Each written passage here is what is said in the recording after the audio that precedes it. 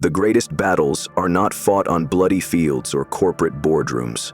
They're fought inside the mind, silently, relentlessly. Every day, you're thinking the same thoughts you did yesterday, and the day before that. These repeated thoughts form what psychologists call thought loops. They sound harmless, but they're not. Some of these loops can shape you into a visionary, a king of your craft, your destiny. Others, they'll twist you into a manipulative, bitter version of yourself, a villain with good intentions gone wrong. In this video, we'll explore 7 thought loops that sit quietly in the back of your mind. They don't scream, but they shape who you become. Choose wisely, because you're already inside one. A thought loop is a recurring pattern of thinking. It's the mental equivalent of walking the same trail every day. At first, it's just a habit. Then it becomes identity. Psychologically, your brain creates shortcuts, neural pathways, to save energy. If you think a thought often enough, your brain reinforces it. Eventually, it becomes automatic. That's a loop. Some loops are empowering. They help you lead, grow, create. Others are traps, repeating trauma, anger, or delusion until you no longer know who you are without them. The dangerous part? You rarely realize you're in a loop until the consequences are irreversible. Let's explore 7 of the most powerful and dangerous loops you may already be in. Number 1, the savior complex loop. I must fix everything. Everyone depends on me. At first, this loop feels noble. It's rooted in deep empathy and responsibility, the desire to help, uplift, and rescue. But over time, it turns toxic. You begin to believe that only you can solve others' problems. It feeds your ego while draining your soul. Psychologically, this loop stems from enmeshment, a blurred boundary between self and others. Used wisely, this loop creates visionary leaders and humanitarians. Used poorly, it creates manipulators who justify control as care. Thanos believed wiping out half the universe was mercy. He wasn't cruel. He thought he was saving us. That's the danger of the savior loop. Number 2, the revenge narrative loop. They hurt me. One day I'll make them pay. This loop is forged in pain. It gives you purpose, energy, fuel. But revenge is a prison you build with your own hands. While you're busy plotting their downfall, they're living rent-free in your mind. Psychologically, it's the brain's attempt to regain control after betrayal. Used wisely, this loop can push you to succeed, to prove your doubters wrong. Used poorly, it becomes obsession, and you lose yourself in the story. Anakin Skywalker did not become Darth Vader overnight. He was trying to protect, to avenge, to reclaim power, but he couldn't break the loop. Number 3, the destiny loop. I'm meant for something bigger. This loop is powerful.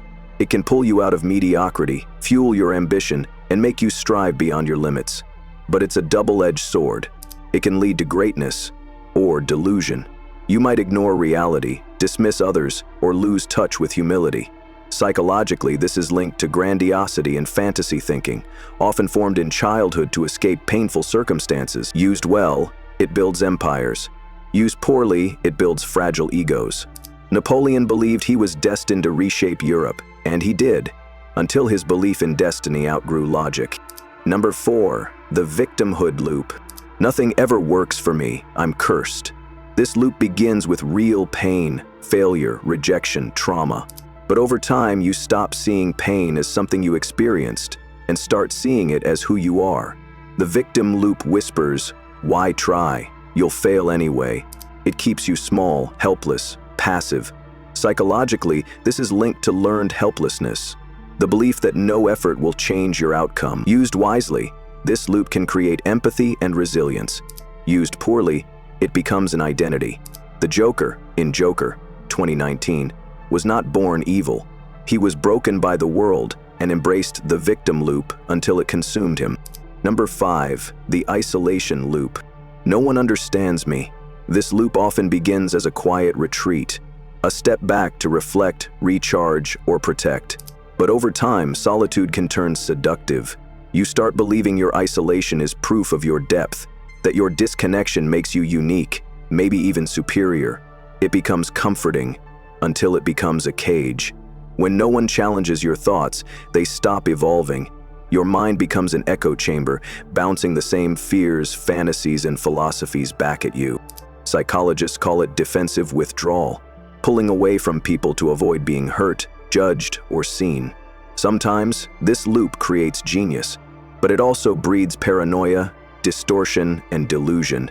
Howard Hughes was a visionary, a pioneer in aviation and film, but the loop fed his obsessions until brilliance collapsed into madness. Number 6, the power-hunger loop. If I don't control everything, I'll lose everything. At first glance, this loop looks like drive, like ambition. You tell yourself it's leadership, responsibility, even protection, but deep down it's fear. The fear of becoming irrelevant, forgotten, or weak. This loop often begins in chaos, a childhood without stability, a life where nothing felt certain. So the mind builds control as a shield. Psychologists call this compensatory control, a mental strategy to impose order on a world that once felt out of control. Harnessed wisely, this loop builds disciplined leaders and empire makers. But left unchecked, it warps into domination, paranoia, and self-destruction. Walter White started with a noble reason, providing for his family. But it was not long before he said it plainly, "I did it for me. I liked it. I was good at it." That's the loop, revealing its true face. Number 7, the immortality loop. I must be remembered.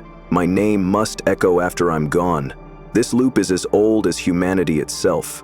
Pharaohs raised pyramids not just as tombs, but as statements. I was here. I mattered. Today, billionaires launch themselves into space, name foundations after themselves, and chase digital immortality. At its core, this loop is not about ego, it's about fear.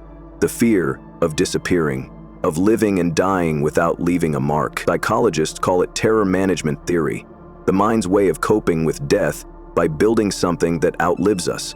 Used wisely, this loop creates legacies that inspire for generations. Used poorly, it becomes a prison of obsession where personal lives, relationships, even health are sacrificed for statues and headlines. Steve Jobs built a legacy that changed the world, but it came at a very human cost. Here's the truth. You're already inside one of these loops. Probably more than one. The key isn't to break all loops, it's to recognize them. When you can name a thought loop, you weaken its grip. Your brain is plastic, it rewires. With awareness, repetition, and conscious reflection, you can shift a toxic loop into a powerful one. Ask yourself, why do I keep thinking this? What am I trying to avoid or control? What happens if I let it go? Your mind is a machine. It will run the loop you feed it. Choose consciously, or the loop will choose for you. You don't become a villain overnight. You just follow the wrong thought, again and again. And you don't become a king by luck. You rise by mastering your mental battlefield. These 7 thought loops are ancient, powerful, and hidden in plain sight. They don't knock on your door, they live in it. Now that you've seen them, you can't unsee them. Ask yourself, which loop are you stuck in? Which one will you use to rise? Leave a comment. Let others know they're not alone. If this made you think, subscribe. There's more beneath the surface, because in the end, you are not your thoughts, but your thoughts will build or bury the person you become.